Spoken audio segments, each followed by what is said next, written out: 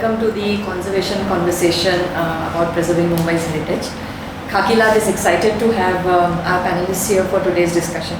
My name is Parineeta and I'm a conservation architect by qualification. I have also worked on conservation projects as well as real estate. So she's going to give me the stink eye, but never mind. So basically it's going to be my endeavor really to take the help of our experts here and try and cull out conservation from being a very esoteric realm and get it to a place where people like you and me, we can understand and participate in it. Right? So without further ado, let me start with the introduction of our panelists. Kamalika is an urban conservationist and founder of Heritage Synergies, which is a Mumbai-based consultancy, and that bridges practice, research and education. She has done her master's in historic preservation and planning from the Cornell University, and she was a Fulbright scholar. She has got many fellowships of international repute to her credit, and she is also an expert member of the ICOMOS International Scientific Committee on Shared Built Heritage and the steering committee member of the Scientific Council, ICOMOS India. Welcome, Kamalika. Thank you. Tapan here is, Samat Khaki would know her, but she is also an urban conservation professional, and she has been involved in community-based practice. So, her passion for continual surviving living heritage has led her to work with a lot of indigenous communities as well as archaeological sites across India and some abroad.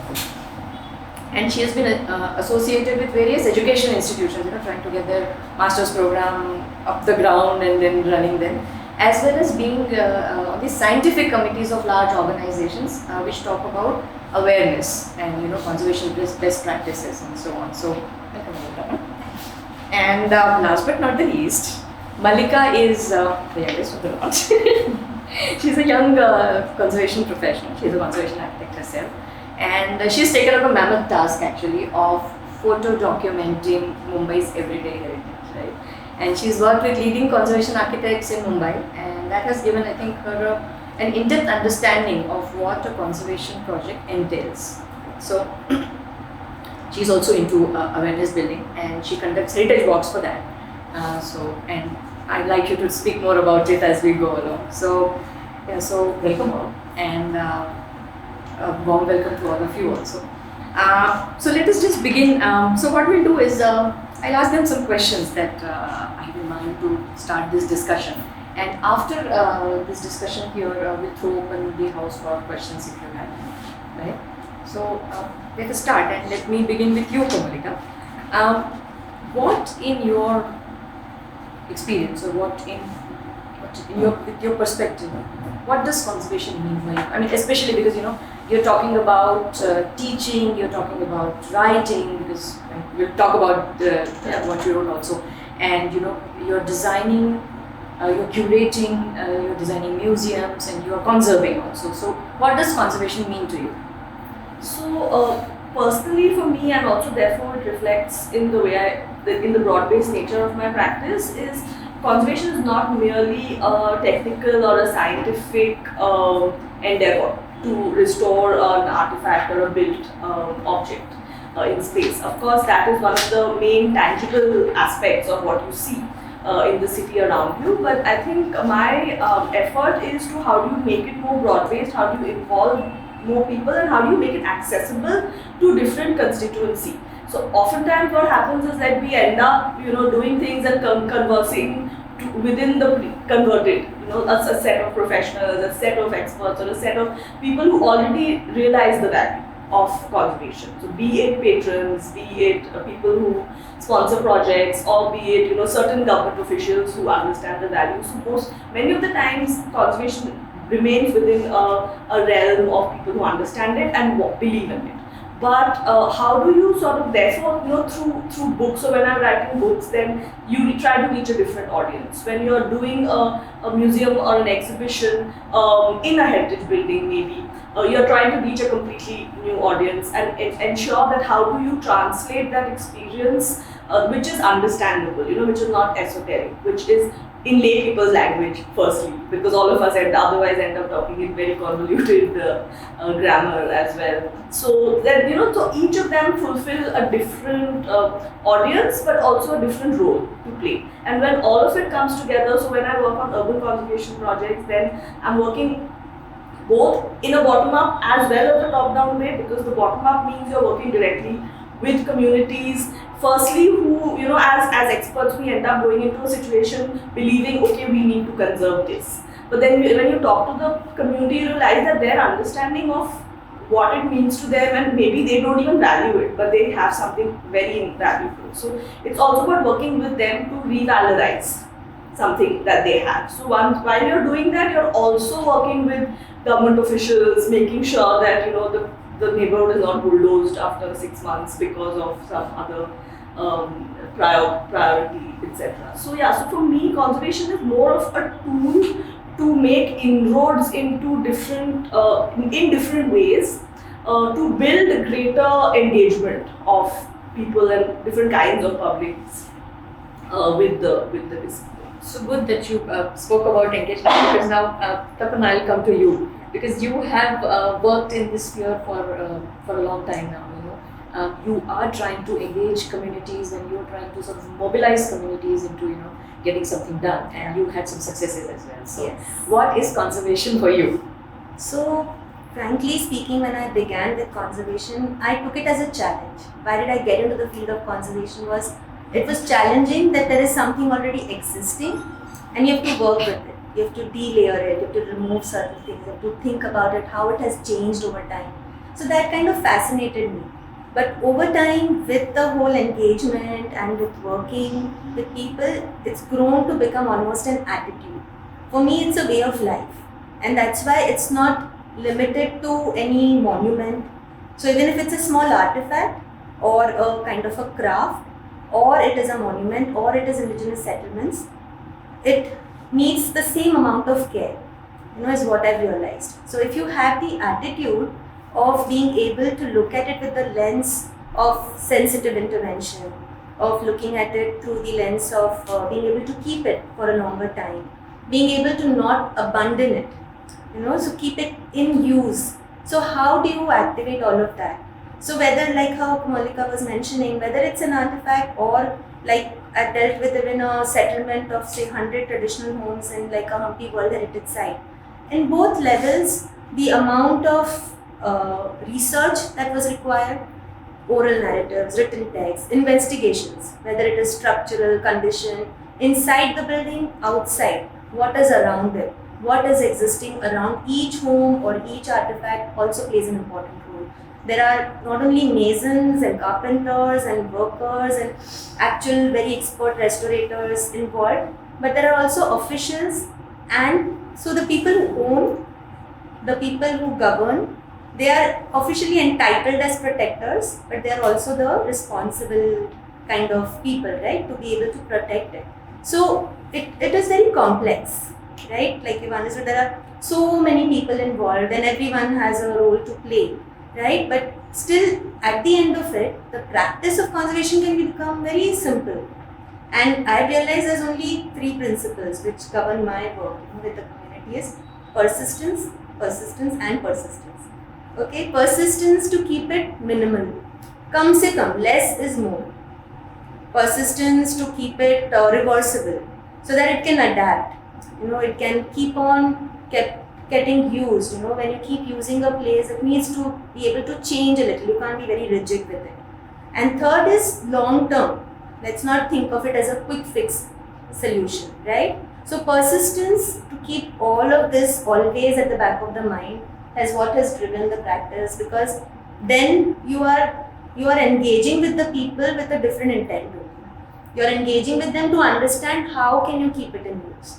You're not engaging with the intent how to protect it, right? So that became, the foundation of all our work, and we'll talk about it more when we talk about Absolutely, we will. And it's very interesting because I had these whole list of keywords, if you will, but and all of us have not interacted and met, and it's just so well that we are talking about what we want to talk about, and it's the same because she's talking about engagement, and Mallika is somebody who's actually she's the boots on ground because she's this question of something that is there today is not there tomorrow, and she's trying to see at least photo document it and keep it for the generations to come, that this is what was and this is what is, right? So Mallika, what is conservation for you?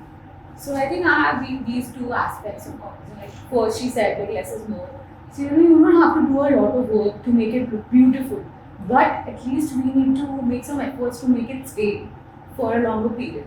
And then second is I think awareness is very important because there are a lot of people who are owning these heritage buildings, but they don't value it because they don't know the importance of it. But it doesn't mean that they don't care. It's that you have to show them the way. You have to make them look. So sometimes it happens that we are just walking by, we're just crossing one booth for like 100 times a year, but then you don't realize that you're looking at something that beautiful unless you wait, you stop and make somebody look at it. So I think that is which is important and needed currently. And second also, like I said, awareness. So even ma'am mentioned that we have to get in touch with people and make them realize that how important it is for us to conserve the neighborhood heritage, not just the monuments. And it's, if we just lose on these everyday heritage buildings, we'll just lose out on the heritage fabric of the city that we have. And what we'll just have are the monuments that we see and the towers. So I think these two aspects are very important. So, okay, let me frame this in different manner.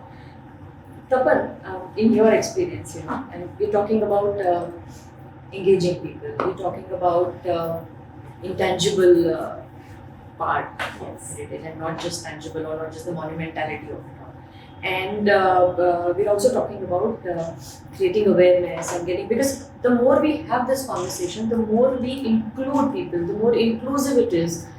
We might come up with better solutions than what we currently have. So, would you like to share a success story? Because we always keep saying, "Ye to hota nahi hai, wo to hota nahi hai, ye kya hoga?" So, why don't you share a success story? So, either that you've been a part of, or you have seen something at very close quarters, or maybe even a case study that you encountered in your various experiences. In fact, there are quite a few. I mean, looking back, fantastic. of course, there are quite a few conflicts and things that we have not managed to do, but it's nice that we talk about what we managed to do.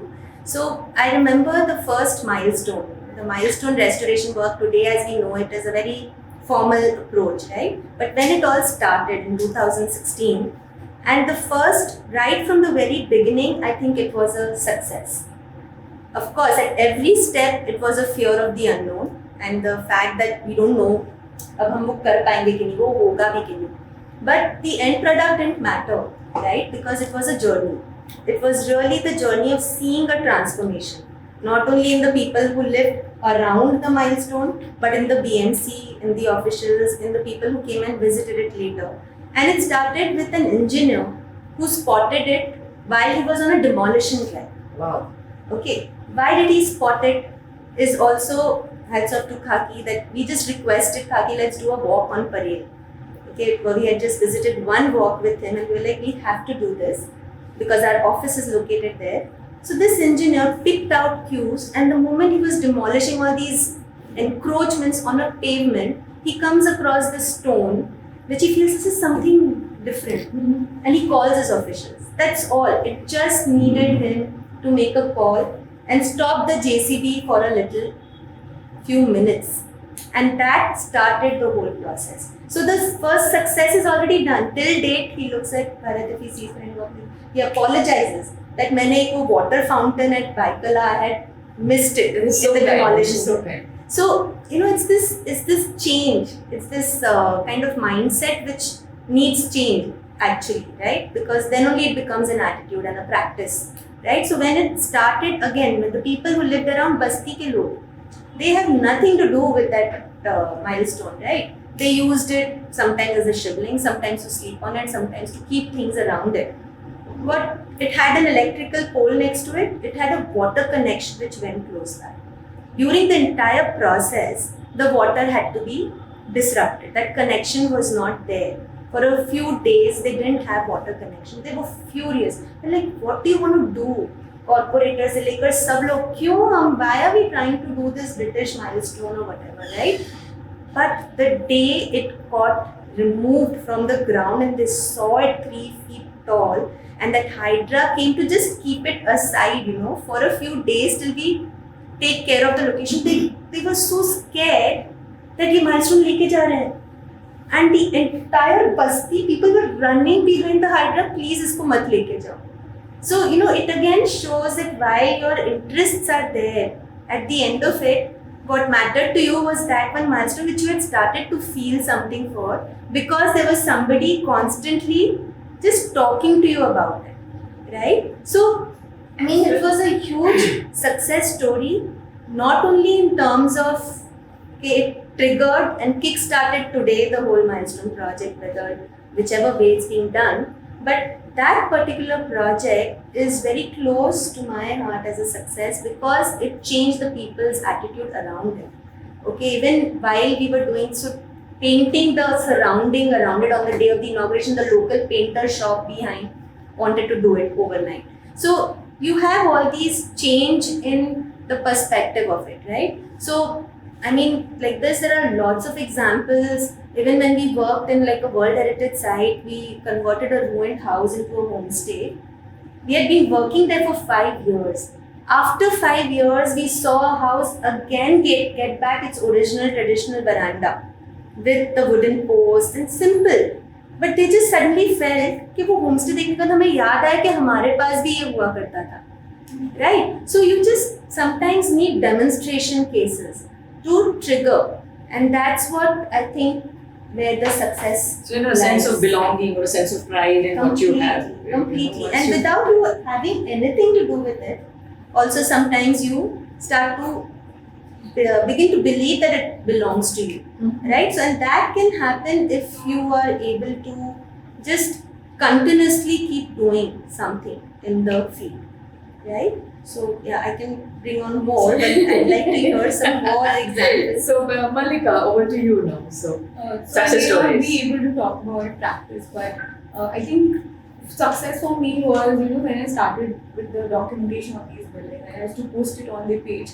So one day, I recently had documented these houses in Goa, and one day I get a message on Instagram, and the person says, I was going to, demolish my old bungalow. He had a proper old Portuguese style bungalow, and he was like, I wanted to demolish it and convert it into a 3-story house or something.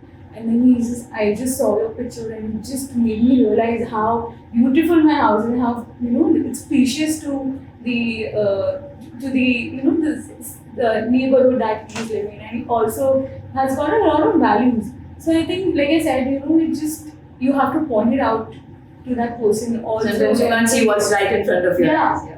And then he said, no, now I'm going to restore the entire project, the house, and then that's how I got the project of restoring that entire bungalow.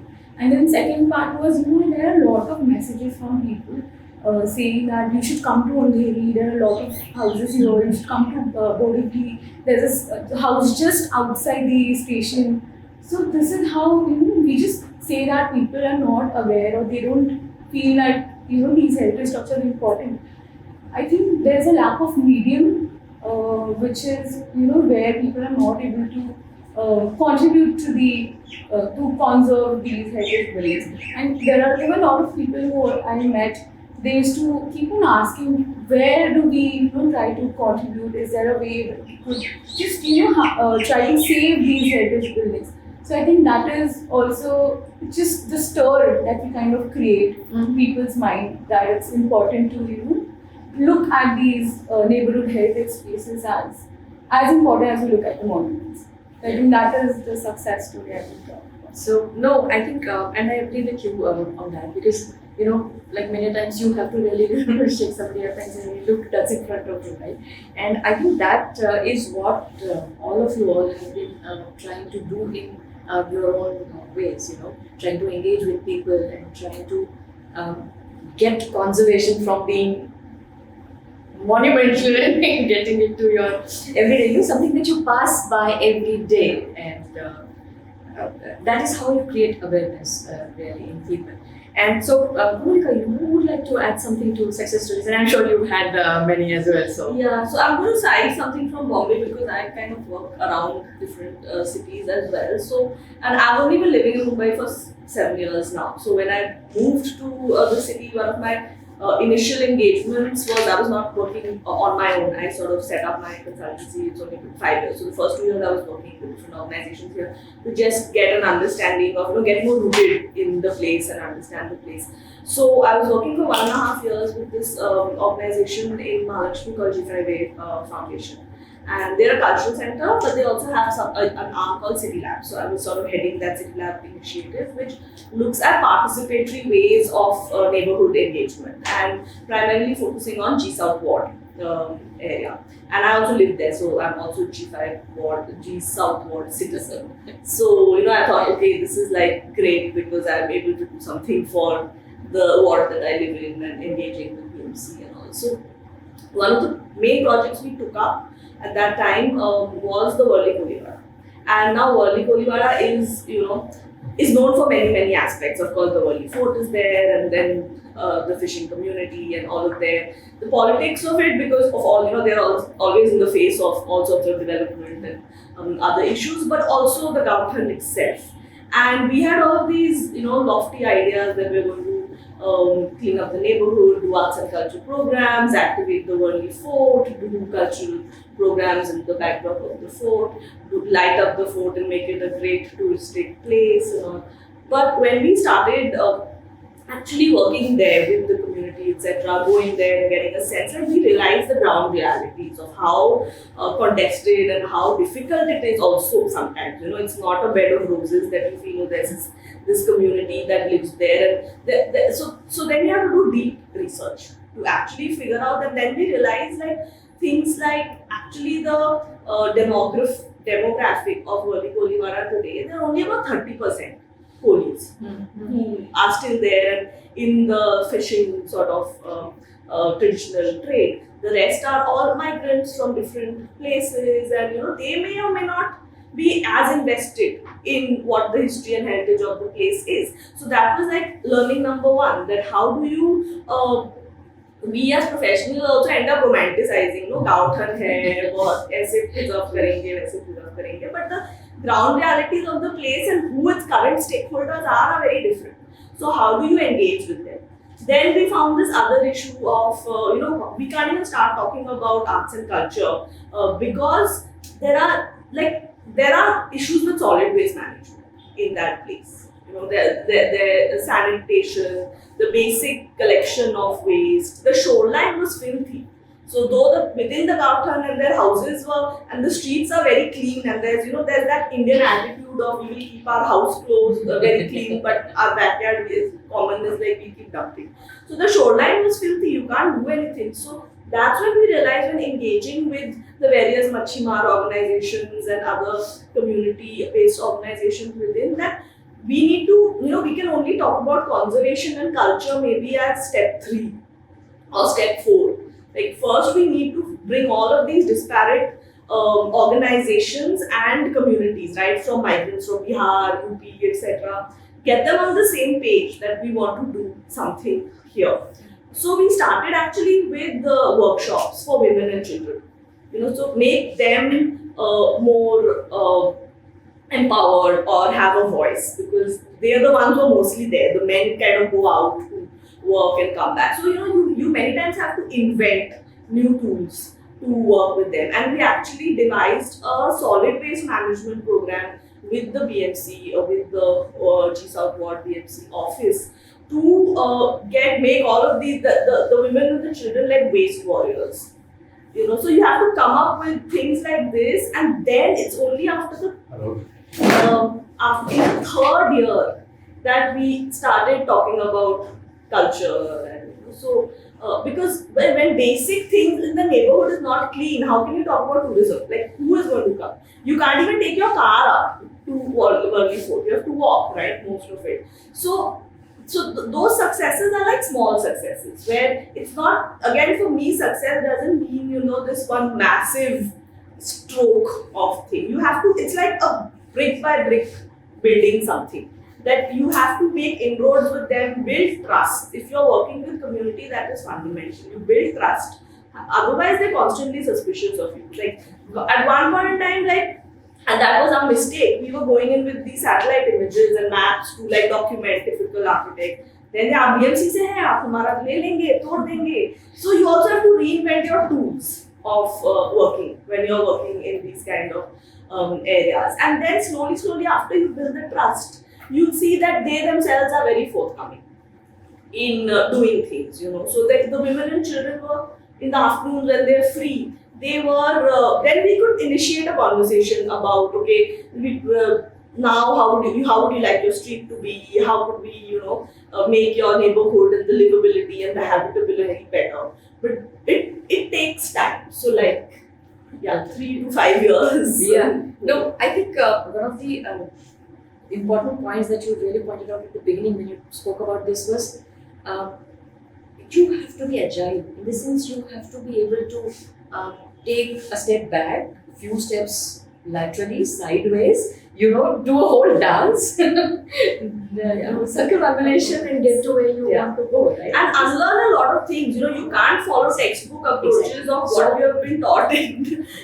So you maybe begin with a certain perspective, but somewhere down the line, and there are certain facts which come to you and which you encounter, and you have to really take a step back and say, hey, maybe this is where we went wrong, and maybe we need to approach it this way. And I think that's a very important lesson that we need to learn in all of this. So, and that was 2016, 2017. So now in 2021, 22, the BMC is actually doing the Worli Fort lighting, like graphic and signage. Yeah. So the original objective with which you began. With it. So, do you think there is some magic recipe? Which or some magic ingredient which you would do, and sadly no, there was.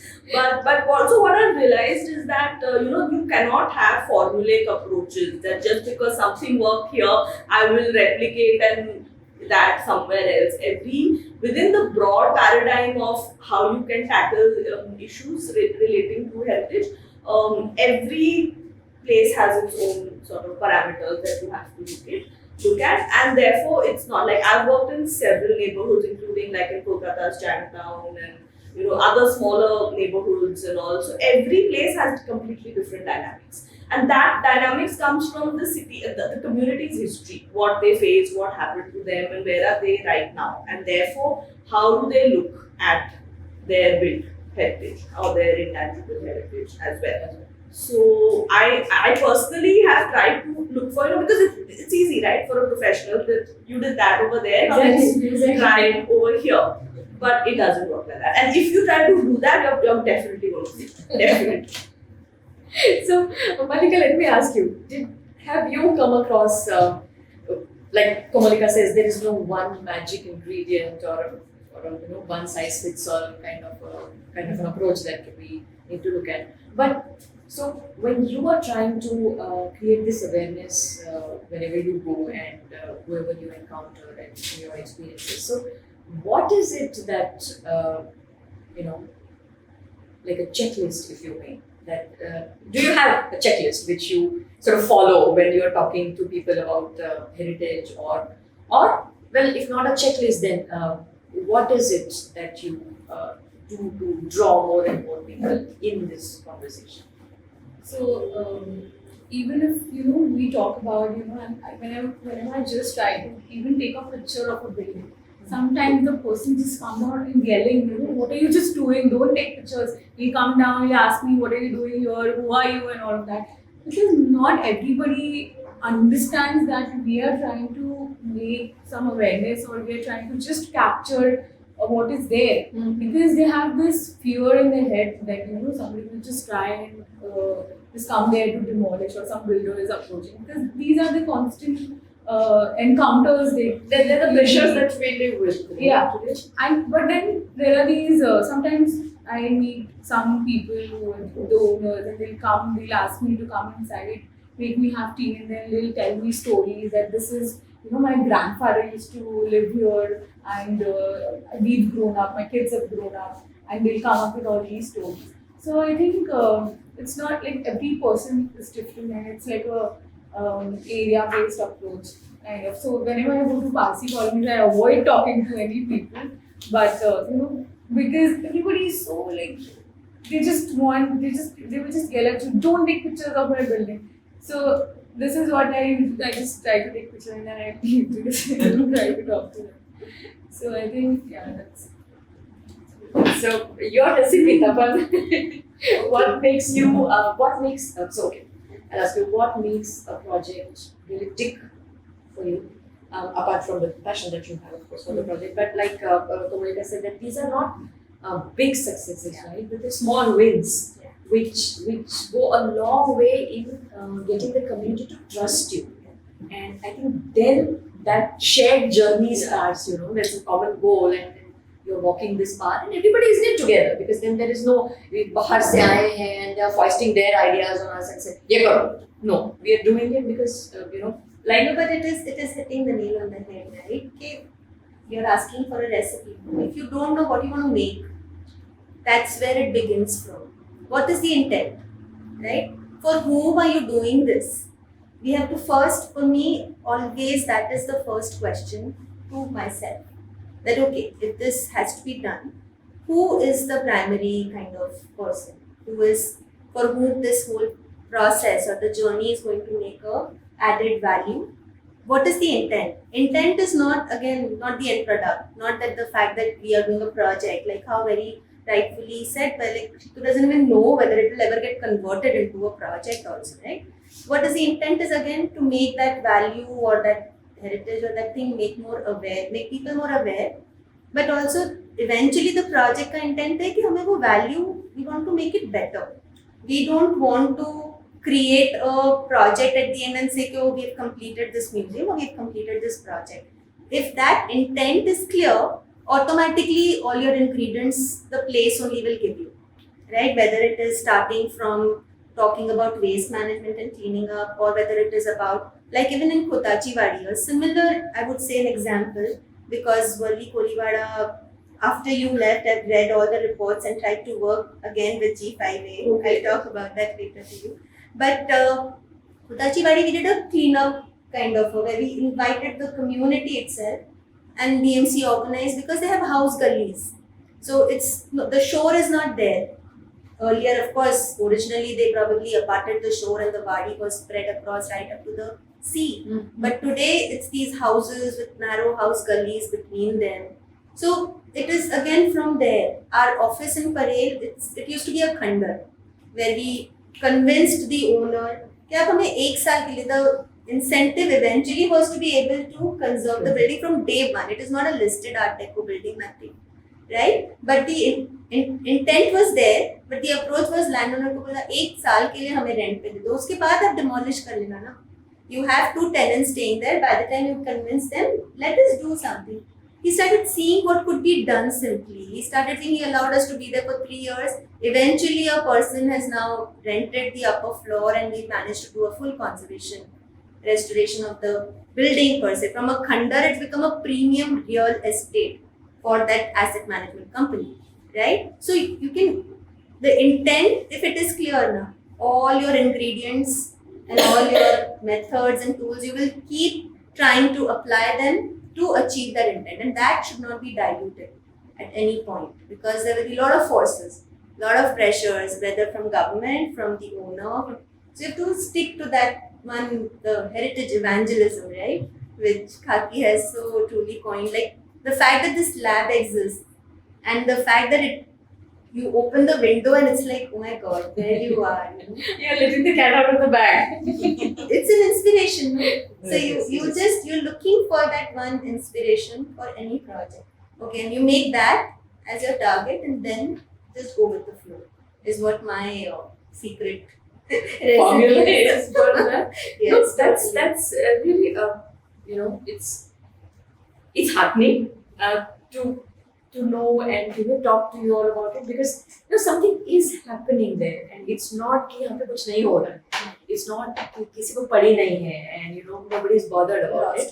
So it's not a lost cause. So people are, and nudged the right way, people would start looking at it, and we as professionals also have to be, like I said, ready to change our perspectives and adapt to what is really happening on ground, because जो होने ही नहीं वाला है, so you cannot live in this romanticism that ये ऐसे ही होगा and make believe, a lot of textbook approach, like Kamalika was saying, right? So Mallika, how would you balance this modernization and all this that is happening with conservation? So there has to be a balance, right? Because these pressures are always going to be there. So even when we talk about the current buildings that we talk about, the heritage buildings or the monuments that we see, the Honeymoon Circle precinct, that was completely different many years ago, right?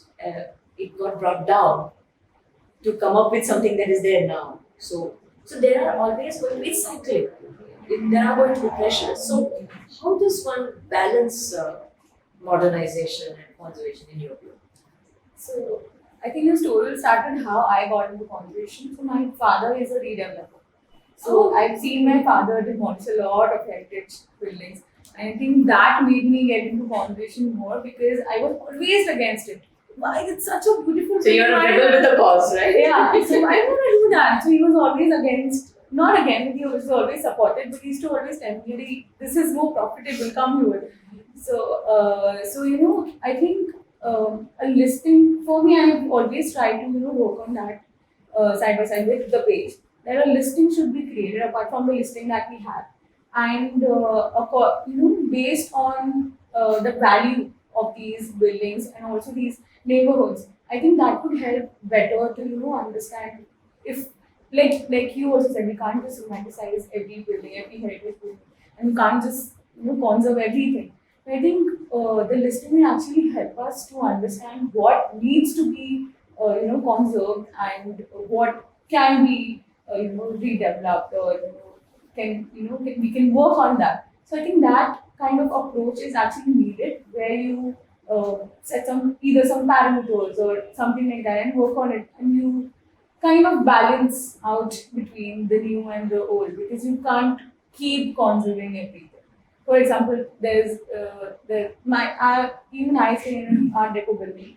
Even the building which is next to me, it's an Art Deco building, but it's in such a bad state. It's a beautiful Art Deco building, but we still can't conserve it, because it's not livable right now. But mine is still, it's doing better. So I think based on these things also, it will be easier for us to work on these aspects. So, I think everything we are talking about is coming back to that one thing that, like a centralized theme of, A, awareness, and B, it has to be a community-led.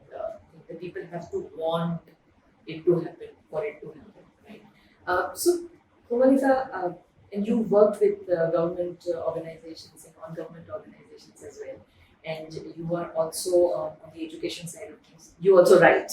So how would you, or how do you think should this balance be?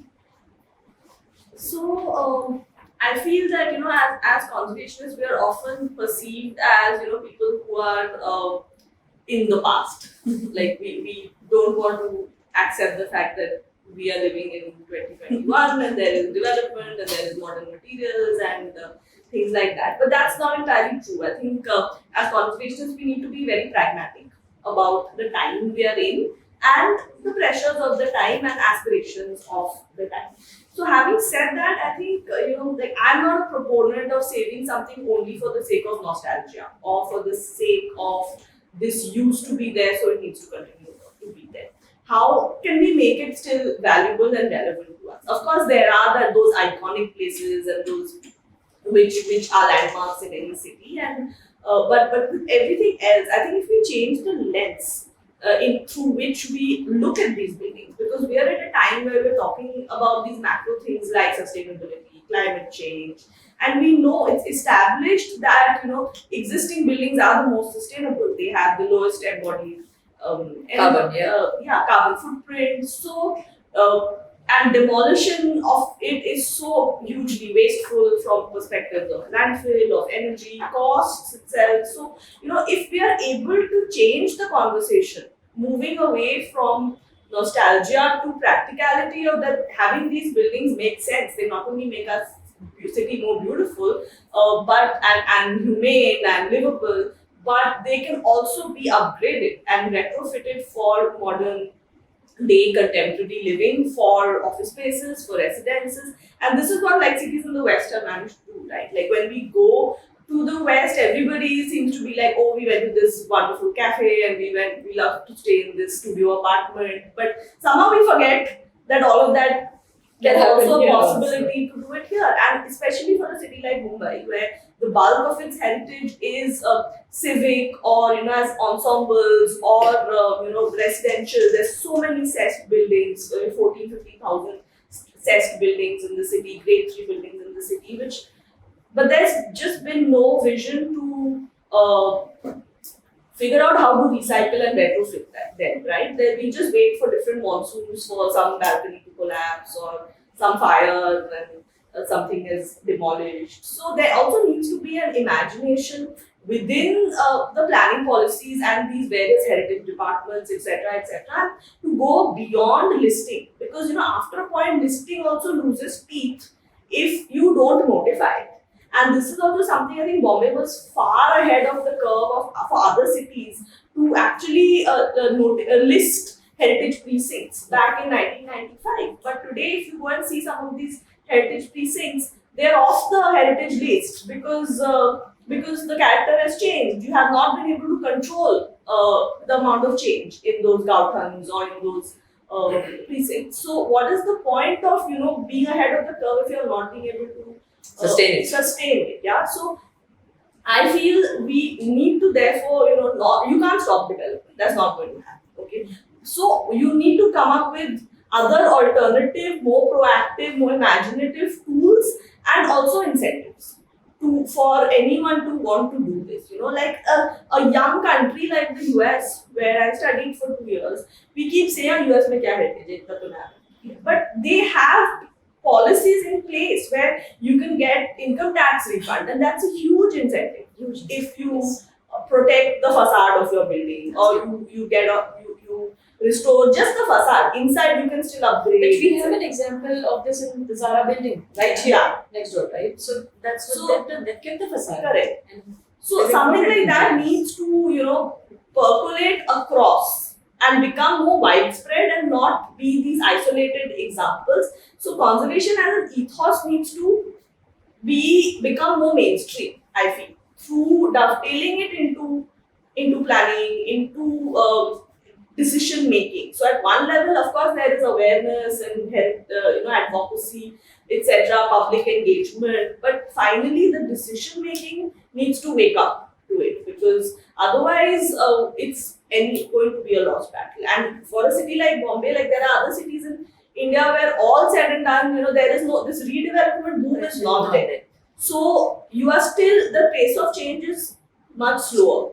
Bombay's redevelopment has completely changed and created this lopsided environment for its own heritage. And you mentioned this part about embodied carbon, and now everybody is suddenly jumped on to the sustainability bandwagon and the sustainable development goals and UN and this and that the other. In fact, I was just reading a report by JLL, which is an international property consultant, right, and pro-development and all that. And even their research shows that there is going to be a lot of these offices. And when we talk about housing stock, and they're talking about office stock, which can be refurbished. And when you're refurbishing something, for example, you take some offices in Nariman Point, and the embodied carbon is going to be so less than you're trying to build something new, because people talk about a carbon footprint, but very few people, and if there are architects, they would understand when I'm talking about embodied carbon, what I'm talking about. But it's not just jargon, it's a reality, right? And so if we can get something to repurpose, I think that would be a good step forward. At a scale, not at a few cherry picked buildings. Exactly. Otherwise, normally we see it in Karaguda, but I feel, also in Bombay, the priorities are in a way that Bombay itself kind of Mumbai cars or whatever you want to call them have accepted the fact that okay, fort is fine, rest of it we are willing to Let go. Yeah. and sort of everything else can be slaughtered at that altar of development as long as some precincts in fort are fine, which is also problematic, because then it's not sustainable again. You'll have this old enclave and rest of the city has completely transformed. Like, that is also happening in where I live, in like this Lower Prabhadevi area. There's such a rich history of the sort of working class and the industrial sort of history and heritage in that place, which is all like now so. So then I think this is the dovetailing that really needs to happen between policy making, between citizens, action groups or active citizens. I'm not saying activists, I'm saying active citizens, and a community for whom, like you said, what's in it for them? I think that is where and there have been policy changes and people are looking at it. So, for example, if you take the case of Delhi, you have DUAC. So, any new development that happens has to go through. So, there is a process in place, right? I know she's At least a process. So there is at least a process. Right? So if there is a framework or there is a process, then at least we can have something to refer to rather than just Ahmedabad has put some things in place after it became a World Heritage City. Exactly. So, and of course, we have to understand that none of these are going to be forever. Many of these policies and schemes related to heritage may work very well for 5 years, very well for 10 years. So, which is, I know that agility, you have to keep changing based on the situation. Exactly. So before we throw open to questions from them, I'll ask word from you about this balance between modernization. So what I want to add to, of course, Kamalika has put it very correctly, is that we've realized through our discussion today that conservation is not a one-person show. Absolutely. It's never going to be a one-person show. So each one of the people involved or not involved as citizens have a role to play. Just like how Sharada Dwivedi's work you saw, it kind of became the basis and the foundation of many works that actually happen in the city. She was not a conservation architect or a scientifically qualified or gone through a training, right? So, but that didn't stop her. So it's almost like we are at this stage where conservation needs to become a movement in many ways, where each one of us takes on our role a little bit more seriously, a little bit more contribution, tries to understand why something is important. Again, question, why does it need to be kept, right? And then answers like you've been saying, when they see their own house, you kind of see that there is so much more value in it, right? It's like the landlord of our office place, we sent him a picture after the work was completed. He said, wow, this building looks like our building. You have to tell him it is your building. So it's like that, right? So we have to do trend setting. Each one of us has to look at our way, our medium and our role, and only then we can say that conservation can become an attitude. And that is where the whole again, the target needs to be, that we need to all start thinking that it is a waste. Architecture itself, we say in our practice, is you're creating more waste. It is not a sustainable profession. Then let's work with that. Let's think of adaptive use. Let's think, like this building again, I'm saying it was a home, right? It had 8 flats. Today it has a commercial kind of a use to it. Policies need to be broken to see what is applicable, whether any blanket rules, ASI, those protection circles. What does listing grading do? It makes you just make these round circles around each monument. We have centrally protected, ASI protected monuments, and we don't even know what is happening within the 100 kilometers or 1 kilometer radius of it also. Touching it, it's literally, So I think this is where I urge Khaki, the foundation, to really take on this platform. Awareness, sensitization is the place to begin. When more and more people need to know that this is what is there and why it needs to be there. for many more. And it can serve a purpose even today in a much better way than the way we create our glass buildings, reflecting the glare and creating large carbon footprints and unsustainable, unecological, and everything can be. There are so many. We are in a better situation. I remember, like I keep saying, everybody told me don't go to conservation. There's nothing in this city for it. But so much has changed since then. Right? So there are so many examples. We just need to really.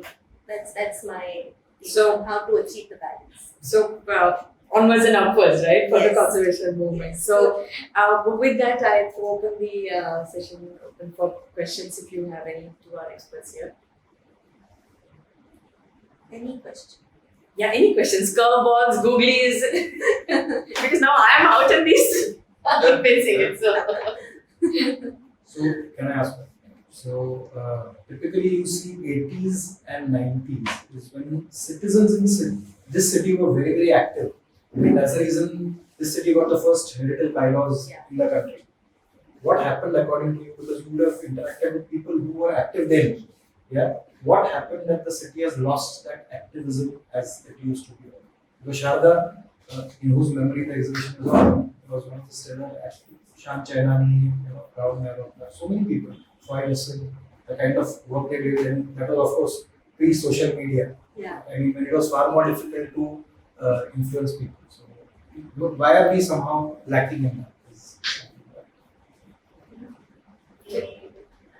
I think parallelly to when this was happening, it is of course the time when the builder lobby was very strong, right? And I seriously feel that the lack of any kind of awareness beyond which, हमने listing कर दिया, we identified, we probably created a committee also, but who led the committee, it started to be driven by interests and by projects, right? It was, again, the intent was never clear, which is what, like, I had a thing about DUAC, and you make so many committees. I remember working in Mysore with the municipal corporation. We set up a 2-people technical cell inside the BMC. Whatever was coming in would be addressed. They would go inspect, just proper systems in place. For 2 years, he ran that cell, and it just created a system within the municipality. That process didn't happen. So it was led by stalwarts who were not going to be people who were going to do things on the ground. So certain these cells which it's not too late, urban local bodies, BMC boards are there. They should have these small cells which look at applications coming in for what it needs, a very one-to-one kind of connect with people who own these buildings, who live in these buildings. Like you said, to understand the issues. Now you can't have blanket rules.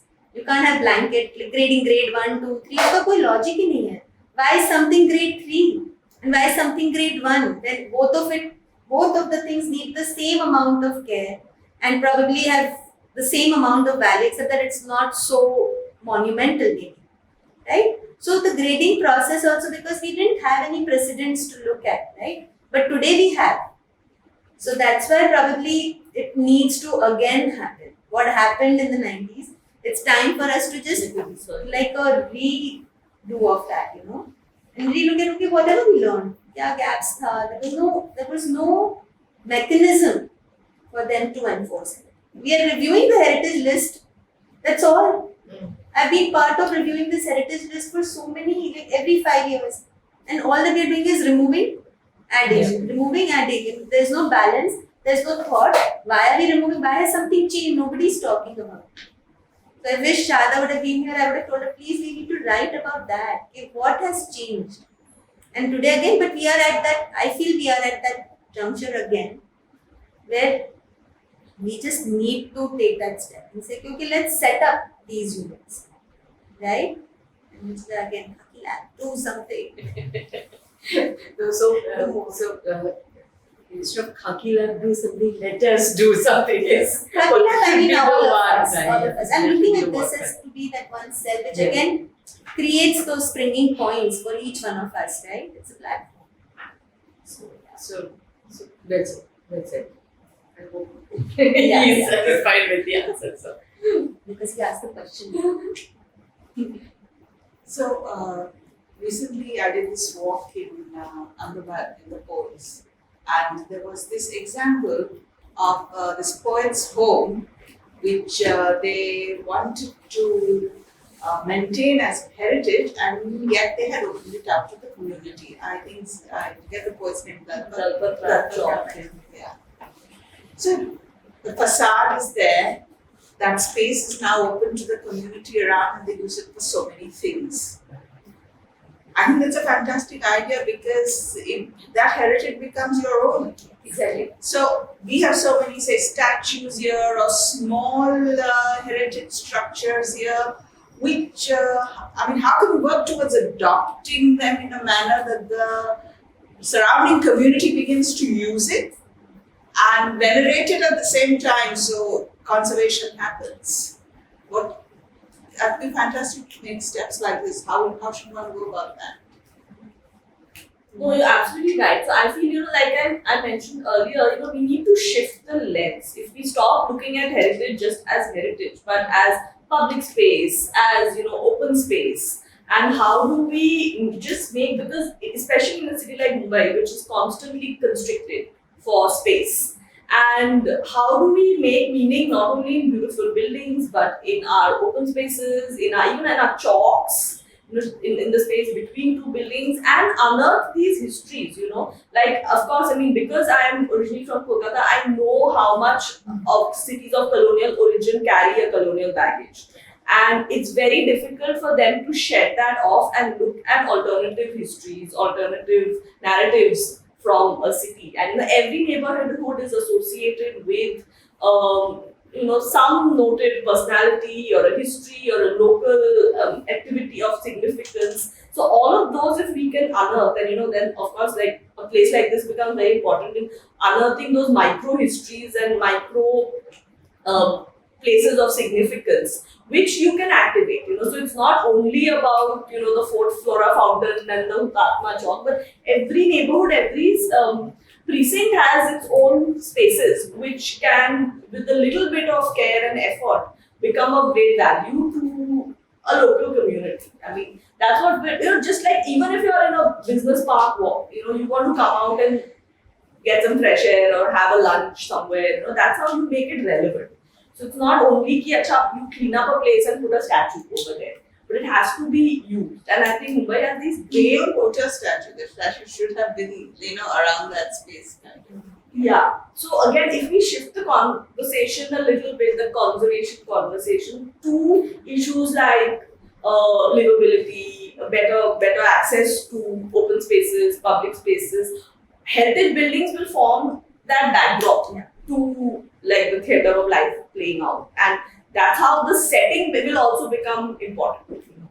And all, as well as making our neighborhoods more walkable, more accessible, because otherwise, like the state of sidewalks in this city. There are no sidewalks. So all of that will then contribute to.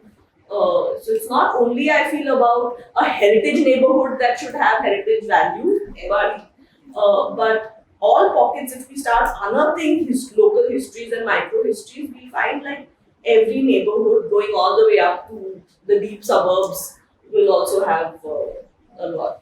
And the heritage architecture of today has to become the heritage of tomorrow, right? It's not just our 500-year-old history or 1,000-year-old history. What are we creating as architects? Whenever I teach, I ask the students, what is it that somebody tomorrow will want to keep? Or how many years do you think you are designing this for, right?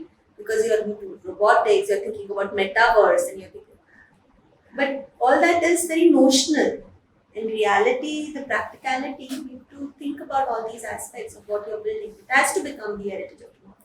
Whether it's our green spaces, whether it's our trees, each tree can become, there are so many of those baobabs and the old ones which have come, and they are markers also of time. How can we create new spaces which celebrate the old and also become the heritage for tomorrow? Right? That's in a way, getting the intangible to make the conservation of the tangible possible. Address the intangible issues first, so that you direct the The goal. Yeah, exactly. I have one question.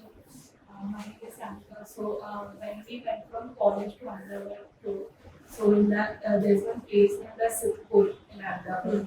So when you talk about communities and how if someone stays in that place, then fine, you can like spread awareness in that community. But what if the community doesn't stay over there? And that time, what would you do? Because that streets, they are so beautiful, and even the houses. So we were lucky that we got a chance to go inside one house because they don't allow anyone. And then SEPT has documented everything. But then the houses are shut, like they are not open, and all that people have migrated outside India, but they have their houses. So at that time, what would you do that if the community really doesn't stay over there? Whom would you convince, and how would you take up that project to conserve and restore that area? See, I think institutions play a very huge role at such points, right? Even when there are most of these places, like whether it is Shekhawati area, Ahmedabad area, there are places where people have it's abandonment, right, in a way. And what I've seen even at when we did the Bombay airport art program, we collected you see a lot of artifacts procured, right? So there are a lot of these Havelis and all which are sold off to people and then they're exported across the world. It was an eye-opening kind of experience where we saw warehouses working with old stuff, making it look older, making it look newer, building new, patternizing it. What really happens is most of these people, they have it's that, somebody in their generation has some connection, some sentimental value, some emotional value, but most of them are covered. Like you're saying, they're not allowed to go in, right? Yeah. So definitely there is a body who is involved in the caretaking or seeing to it that nobody encroaches into these spaces. So larger institutions, I think, can play an important role here to garner this community together. So you need to work with institutions like this, figure out local, again, government bodies who can support. Because the sense is, again, why have they left? Right? Why? There are a lot of questions, lot of things which need to be researched, investigated in order to come up with what could be the way out. But most of these communities either are not needing, they have, हमारा गांव में घर है. Maybe one generation might come and spend time. There are a lot of, again, change. You have to show them demonstration, okay, what you can do. Heritage hotels, I think the whole of Rajasthan came up like that. A lot of them got converted into heritage hotels and they cater to people across the world. And there is like a financial incentive, but it needs a lot of maintenance. So people shy away from long-term maintenance, right? They don't know how to keep it. Again, it's awareness, not knowing what to do with it. So a lot of sensitization and asking and research on where and why, where have they gone. People have to take it up. And institutions are better equipped to do that. There are many platforms like iCommerce, like Intact, like all these places are aware who do the listing, right? So they are more aware and more in touch with the owners. There are channels available, you just need to look for them. Yes, so my name is Harshit. I am an urban development practitioner. And what I've observed is for a project to be successful or at least gain some successful ground, mostly, the local bodies should show some interest that, there should be some action from their end, or it should come from the communities themselves. Now, this is a very interesting situation, right, in conservation because communities don't know the value of, the heritage value of whatever the monument or intangible heritage is. And at the BMC side and redeveloper side, as Mallika also was mentioning, it's usually the practicality, that is the economics of the profit-making side of things. So, how do you manage all of this? Because as an urban development practitioner who's not dealing with heritage, there is always, some sort of action coming from the communities or the BMC side. Here, both of them are not, sort of coming forward. So how it's you, conservation practitioners, who are going to them making them aware of what it is, and then getting action on the ground. So it's a very challenging situation. I mean, your thoughts on this? How do you make this work? What works with the redevelopers? What works with the DMC? What works with the communities? Different things.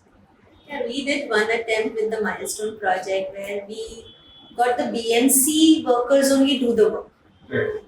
Okay, so see, they didn't need to do it, right? Yeah. There was no will from the government, no will from the local basti. Nobody owns the milestone, right? Yeah. No funding from the government.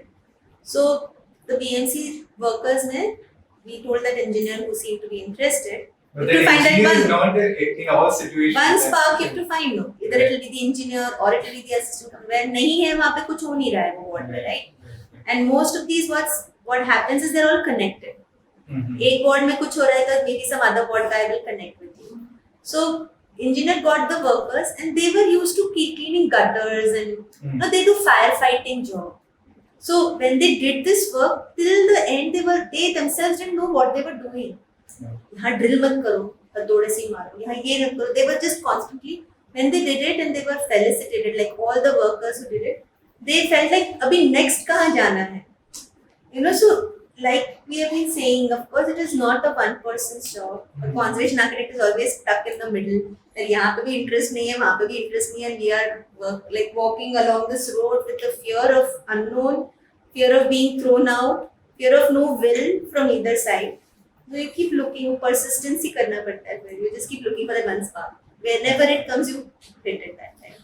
So just to add to what Tapan has said, I think like in Mumbai the issue becomes a little more complicated, because we don't have in our local body and planning mechanisms anything to incentivize the communities to conserve either their neighborhood or their property, etc. But one is this redevelopment and the second is this SRE. So, with these two things together, you're literally ringing the death knell for neighborhoods. Because, I have seen in Worli Kolivada itself, they are waiting, there's a big percentage of the population that wants the Kolivada to be declared as a slum. So that they can take the SRA benefits and go high-rise and build 10-20 floor SRA buildings. Now, why are they doing this? Because of course there is nothing in place for them. There is no fund in place or no incentive in place for them to repair their house or add one floor to it in a sympathetic sort of a way. So there are no carrots that the conservation side of it is giving them.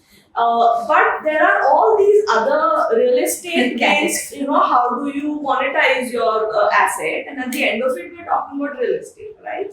So they want that, no, we don't want all of this. That it would be very nice, but we are happy that it will become an SRA, we'll get 2 flats or whatever, So that conversation derails the whole thing. So also just then to dovetail into what you were saying, in the 80s and 90s, there was a very overarching thing about the building. It was a very building-centric approach to putting the policies in place, etc., etc. But if you don't carry it forward to convert into actionable, tangible things that I can benefit out of, then of course in a city like Bombay, the entire real estate thing is going to derail the whole thing. And now everybody just waiting कि either redevelopment होगा तो मुझे एक bedroom extra मिलेगा, नहीं तो SRA कर दो. That is the best. So actually Bombay has put itself created this whole mess for itself. That way many other cities who don't have both of these, like say in a city like Calcutta, you don't have you cannot do cluster development. So it's there in the laws. You can't demolish 5 buildings and accompany it and put like a 40-floor building with 10 floors of parking in it. But Mumbai allows all of that. So it is lopsided now, the whole situation. So I think more work towards, she talked about finding that spark, right? So it's, trying to have a conversation around it, trying to mobilize like-minded people who will talk about it at every platform possible, who will make sure that this voice reaches the powers that be, and we're talking about. And like I said, suddenly now this Sustainable Development Goals and United Nations and everybody is committing to Use it. that as an opportunity. Use that as an opportunity, and That's a and spark. Yeah. that's the spark. And you have actually a company like JLL. I was surprised to read that report. I'm pleasantly surprised, right? कोई तो बोल रहा है कि heritage offices मतलब पुराने offices से you can repurpose them. So take cues from that, and sometimes use vinegar, sometimes use honey, but get your voice to reach as diverse an audience as possible. And I think policy changes will happen. They have to happen because land is limited, and there's a limit to how much you can reclaim also, right?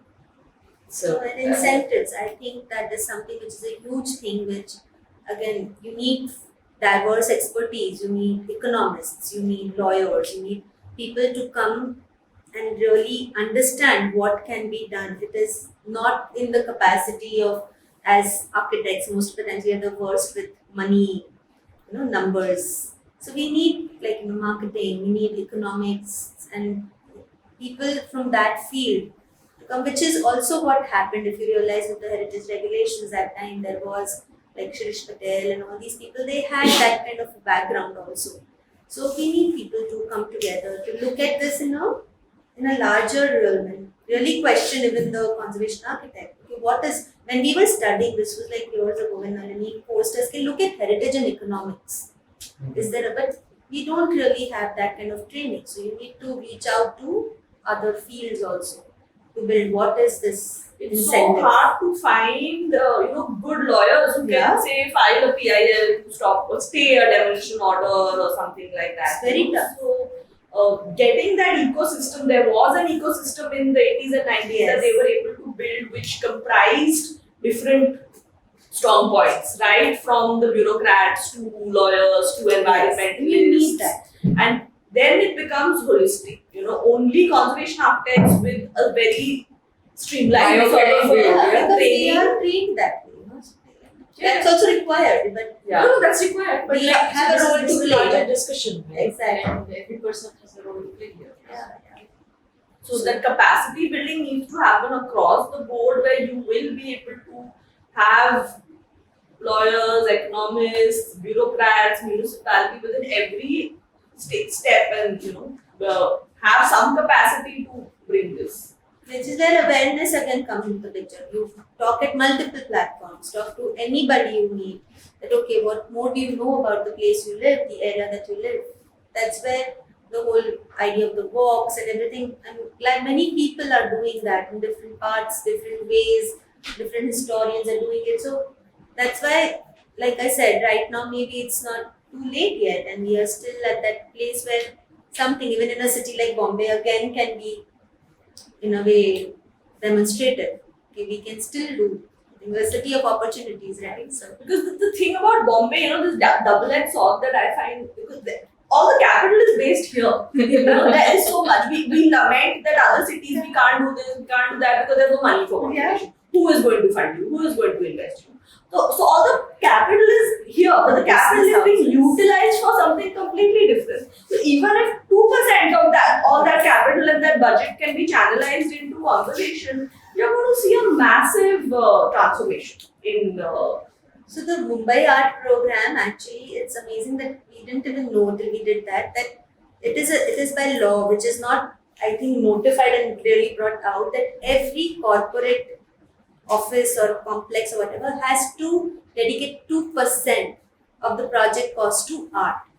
Okay, there's an actual notification, which is what we kind of pushed for GVK to put that. If you see that art program, it really, they didn't spend 2%, they spent 1%, they removed the runway cost, they removed, they did all of that kind of manipulation, but still we have something which talks about the artistic history, conservation, craftsmen and everything in that one place. But that rule, not many people go and flaunt it, right? Like we can have art in all the places. Like I remember one of those CBI buildings or something also had to go through till that they don't get their OC or something like that. So something like Yeah. this, again, with the Urban Arts Commission in Delhi, they're managing. I think Bombay wanted to come up with an Urban Arts Commission. Yeah, but Bombay needs it for its buildings, not Exactly. for. Because otherwise, you see, everything is being now, there's wall Yeah. painting and beautification. Exactly, that is the other problem. Yeah, so If you don't have a kind of regulated regulation in the name of public art, you just have like visual Monopoly. pollution all over the place. I have a concern about that also because it looks nice for a while and then it doesn't look so nice. And then every time it's getting washed out, we don't know what materials, how environmentally friendly they are. Exactly. They're all getting washed into. Yeah. So this mindless or senseless following के लिए उस ward ने किया है ना मुझे भी मेरे वार्ड में चाहिए उसने किया है मुझे भी मेरे वार्ड में चाहिए that's the bane really. Yeah. But I'm hopeful, and I'm an optimist. You know, I think we are all. I think we can't survive in this Yeah, world if you're I not think so. an optimist. small things like so. For example, 20 years ago, doing the heritage walk in Bombay was it fashionable? No, that's it. No, and there are so many groups that do Exactly. walks nowadays. So I take solace from the fact that things are happening and It's the cycle of coming back. So people are So- wanting to go back to nature. हम आलू भी सोच रहे हैं ऐसा natural खाना है, organic खाना है. so it's a cyclic process, and the more not louder but diverse is so those voices have to reach, and they will. I'm hoping and I'm optimist. That, Cheers to that. so right, so if there are no further questions, I have it. oh yeah, please. So, like you both mentioned that the officials should work on it, the policies and everything. So when I said that a basic listing should be done, which is not really relevant to the one that BMC is doing. So what I meant is that a private project, something like Khaki was doing, where we kind of at least make something like an inventory where you it's kind required. of document at least what we have before it goes up, because when we talk about these policies getting changed, I think it will take a lot of time, and by then a lot of structures will be just gone. Like, in a day I think so many buildings just get demolished. So what do you think can be done on a at personal level, like even a small organization is doing? If not, when we just say that BMC will do something, or the policy should be changing, there'll be a proper act or whatever. Talking just about the Rent Control Act again. So what? So documentation is definitely the one of the ways in which, like, whether it is Bombay or anywhere. I remember even in Hampi, because it was declared as on the list of to be, it got into the unsafe, endangered list of World Heritage Site. So all development was banned within that boundary. There were riots, there were protests because of one bridge which was constructed as a modern bridge. It became a ruin in itself over the years that the road development kind of thing remained. The day the road development zone thing was removed, everything just started right there. Like, people were building right where the skeletal was found. So development is something like that, that it doesn't wait. But like you're saying, right? But again, like you were talking about grading. So I am just talking about inventorying it. No, And also inventory it's not- has to be done. Yeah. So that is where roles of organization, like Intact actually started Yeah. with it becoming that. Yeah. But then what happens, that's what I said, you get driven by projects. The moment you start taking conservation projects as an institution, at an institutional level, the process of inventory and listing and all of that starts getting diluted. Because It's a bad number of hands are that many only, na? You are still a minority in the population in terms of, so we need to create more systems for inventorizing, documenting. That has to be done as a parallel process. But वो करते करते project में घुस जाओ, फिर project करते करते, so there has to be dedicated teams to do that. Second was we were talking about we can retrofit these heritage buildings. So when it comes to proper residential buildings where there are a lot of tenants living in separate floors. So there are I've met so many people who really want to keep their building intact, but they don't have enough funds because of the Rent Control Act. and they have no choice but to opt for redevelopment. So what could be done in that? Is there any way where they could actually find funds or something could be done for that? So any So I mean, you want to say? No. So see, when you say policies will take a very long time and act. See, again it comes back to that intent. Look at our country today. Bills are getting passed like overnight without any discussion, without any debate. So it's not a matter of that bills cannot get passed. It's about the intent that or the vested interests are too many that we don't want to pass these things, right? So that is one, which is the intent itself. The second is, I constantly refer people to this example of like New York City. I mean, if you can compare Bombay to New York City, right, in terms of real estate and all the pressures and completely similar sort of thing. But so I used to, in my 2 years that I was there, work with a neighborhood-based organization called Historic Districts Council. So what they used to do is every neighborhood in New York has a local neighborhood preservation organization. So East Village has its own East Village neighborhood, Greenwich has its own upper. So in Bombay, when we started again in the 80s and 90s, you have these 4 or 5 associations, but they were all like in this foot area, right? Kala Ghoda and Oval and Horniman Circle, Ballard Estate has its own sort of. But that has not again percolated for neighborhoods across Mumbai to have their own sort of neighborhood preservation organization that is able to mandate and lobby for its own self. So it also things need to become decentralized. We can't always say that the BMC will do something or the ward office will do something. And that is where when we say citizen participation, it's not only about the sort of champions of civil society, one group of that same group of 10-15 people are going to do something. Everybody at their neighborhood level, what is finally you're a citizen, if you leave everything aside of heritage and all of that aside, finally you're a responsible citizen in your own neighborhood, right? So why can't we come together and form these neighborhood preservation organizations who then become that conduit to champion the cause, take it forward. Put in proposals, put in objections to a demolition that is happening in your neighborhood. And I've seen this like amazingly happen in New York. And I was like, if a city like New York can manage to do it, I don't see why we can't even make an attempt. I think like Khutajiwadi has its own trust. So there are these cells which probably are there. Sometimes you need to awaken them. Sometimes an event already makes them realize that something needs to be done. Then you need to be approachable as they need professional inputs because many of these cells might be local, residential level driven, may not have the necessary awareness, tools, methods, understanding, or even be able to connect with the ward offices also. So it's a lot of hard work also for professionals that they need to take the lead also. So right, I think we overshot. You mentioned the point about the Rent Control Act, and which is by the. But in that case, I understood you mean that the landlord doesn't have much stake to develop the building. Which is why Also that and also funds I mentioned. the funds because he can't charge the master rent of a market rate, so he doesn't invest.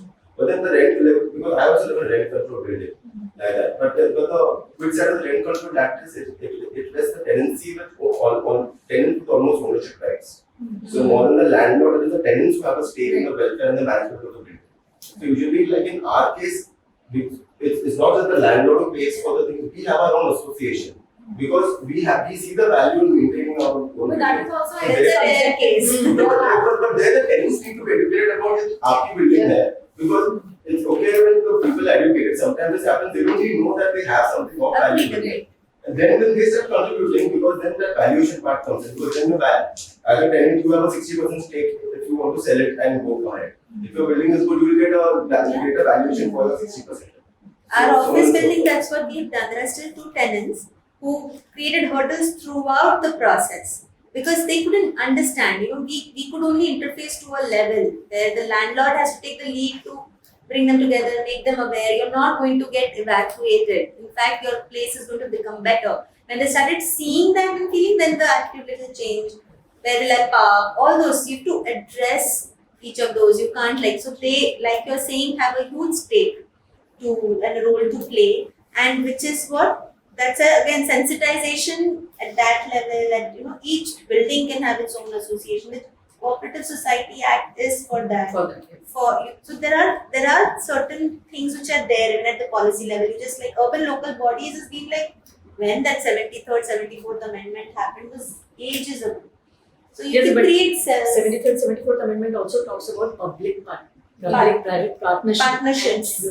So we only look at the public thing of it, and the private part of the PPP is gone. So it is that basically, mobilizing groups and then getting it. Which is why I'm saying you need a lawyer, you need Exactly. you need these people to come forth and say, okay, I'm ready to work.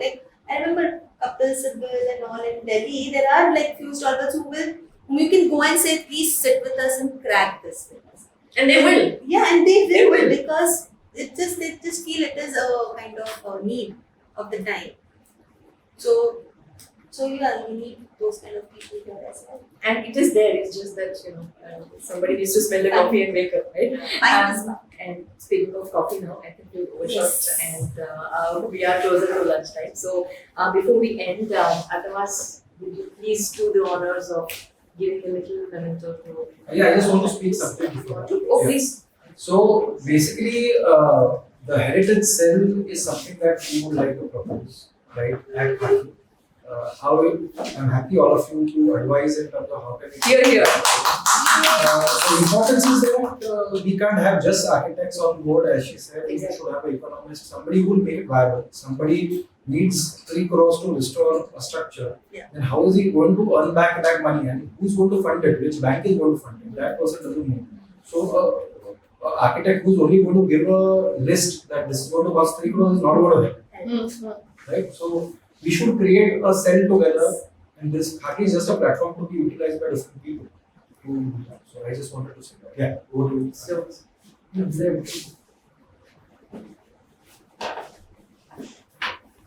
just from one side, so that photograph can be taken. One second. Photo off. Just show what you're doing. It's Earth's Prima. Okay, this time we show the bag, next time we show what's inside. Yeah, that's what the city stands for. Great.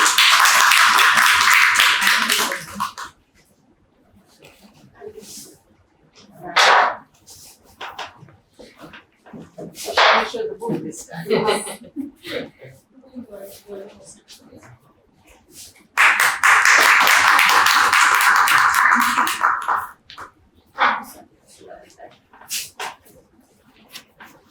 Thank you. I will replace my older bound copy now with this. It's so great. So you didn't expect, yeah?